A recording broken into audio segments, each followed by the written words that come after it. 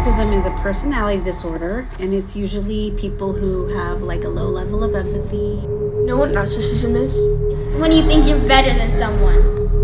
Can be harmful and toxic to other people. It can be like emotionally abusive to be in a relationship with someone that has narcissism. You know, even though a narcissistic abuser may not harm people in the same way, it can be difficult and can seriously affect somebody.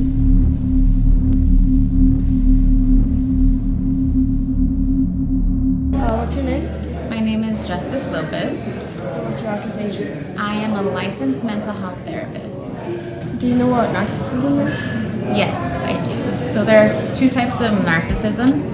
There is grandiose narcissism and then there's vulnerable narcissism.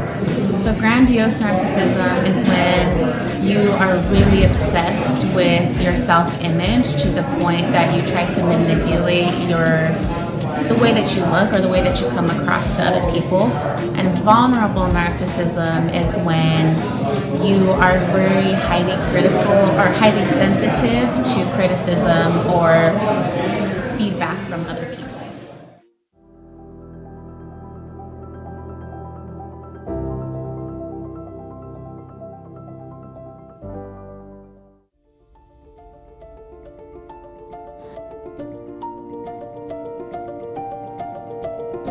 Narcissistic personality disorder can lead to a two-way relationship where partners redirect conversations to themselves, often cutting off others and focusing somehow on their own perspectives.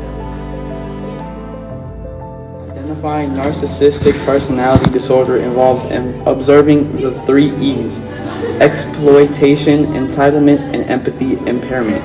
Individuals with NPD may lack empathy, appear unmotivated, and rarely apologize for their actions.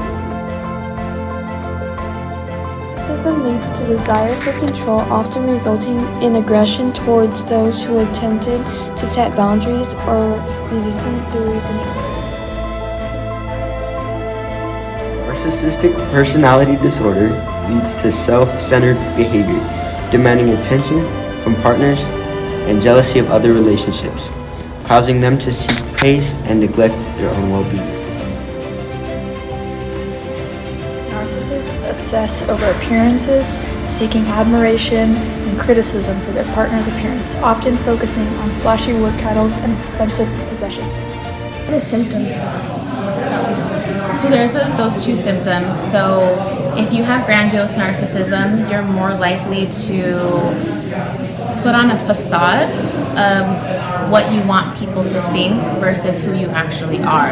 If you have vulnerable narcissism, that one's a little bit more complicated because that is where you just really truly care about what people think. So you will alter yourself in order to come out with a certain image or to look a certain way.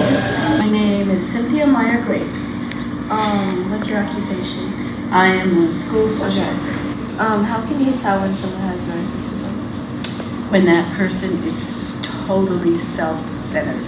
Everything is about them. Maybe you might be crying or something and you come up to them and you tell them about your hard day and they're like, well, you know what happened to me last night? That is totally narcissistic. They have no empathy, no sympathy. They're all about them. What's your name? Naomi Maestas. What's your job? I teach health here in Madison.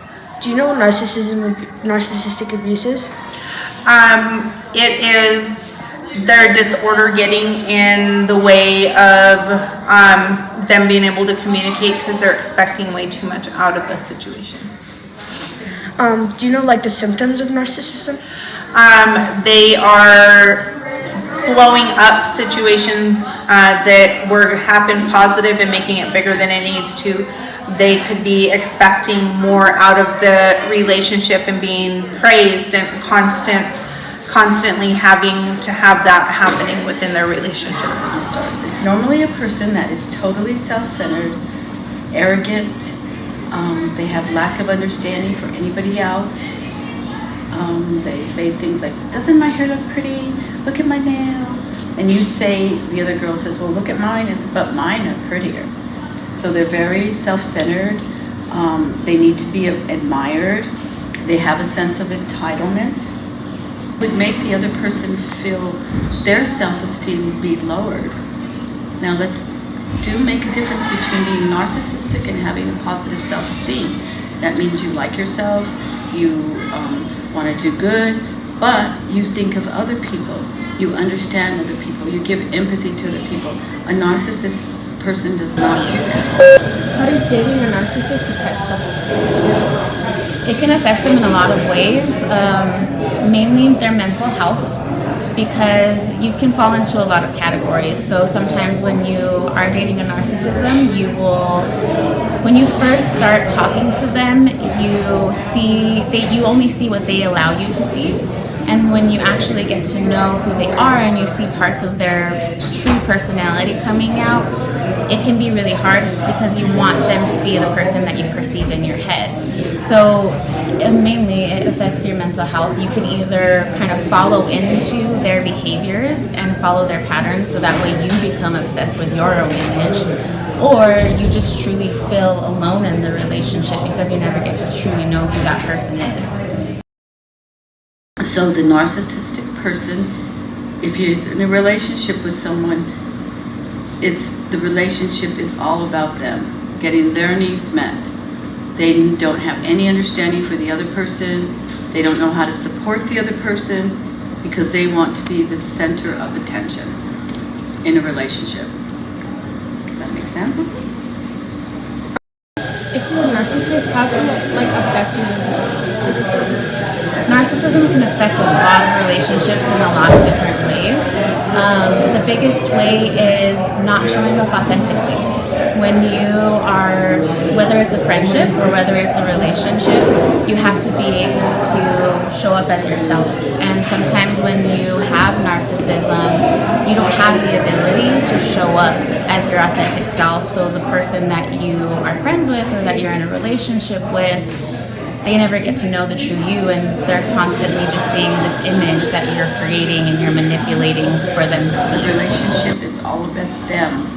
If it's a boyfriend and girlfriend or girlfriend and girlfriend, it's all about that person getting their needs met. They don't have any understanding for the other partner, the other person. They are totally self-centered and they want all the admiration to be put on them. And the person that's a narcissist or has narcissism. Well, you could confront that person and you could say, you're kind of narcissistic. You have narcissistic characteristics. It's always about you. You don't have any understanding for anybody else. You're the one that always has to be number one. You have a sense of entitlement. Can you try to understand other people? Maybe they have to do that on their own, like try to be in somebody else's shoes. Do you know how narcissism can affect relationships? So when you have somebody that is expecting too much from somebody else or expecting that praise all the time and they're not getting that, it can start to cause fighting, and it could eventually possibly lead to violent behavior of people abusing each other and stuff because they're not understanding what the other person is going through because it's a disorder. Probably their upbringing, probably how they were raised. I was raised in a family of 9, so I learned to be compassionate and to help. I had an only son and I was worried about that for him, but I made sure that he was not, made the center of attention, that he learned how to be compassionate, to show empathy. I would take him with me when we would do Christmas for people that didn't have a lot for Christmas, and we would go give Christmas presents and things like that. So I tried to teach him, and mostly it's upbringing. I think, unless there could be some genealogy and things like that, but that's a scientist or a psychiatrist that will have to explain that. That's a complicated answer. There's not a full-on cure, but it depends on the person. So if you work on it through a lot of different modalities, therapy is one of them. There's a lot of coping tools that you can use to get to the root cause of it. So everybody who's narcissist doesn't mean that they want to be like that. Narcissism stems from childhood trauma. Narcissism stems from in the age of social media, you see highlight reels of people's lives.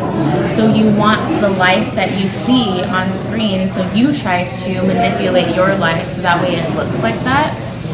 So through therapy, you learn coping skills in order to show up as your authentic self instead of pushing down your true self that you're feeling shamed for. And that's really the core of narcissism. It's you kind of develop split personalities where your true self is so shamed that your narcissistic self is the only person who's kind of running the show.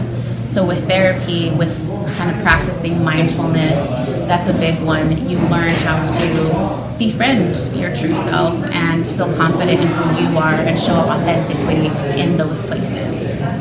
Thank you. They would probably have to go to a therapist or a psychologist or a psychiatrist to try to get a self-awareness, how they have this always about themselves and they don't have understanding or empathy for anybody else. Is there like medication you could take? I don't think so. I haven't had a psychiatrist. When I was working down south, I had one that would tell me things like and help me, but I don't know. I don't think there's any medication for it. They just have to learn on their own. That's something that's really tough. Yeah, and it depends on their upbringing. Maybe they were brought up like, rich, like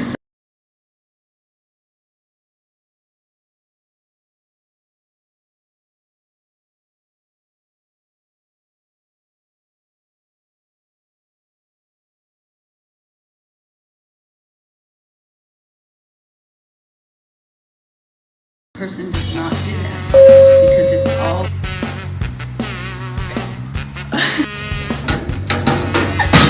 somebody or orange person that was our orange president of all that. Totally, yeah, narcissistic. No. Want some more?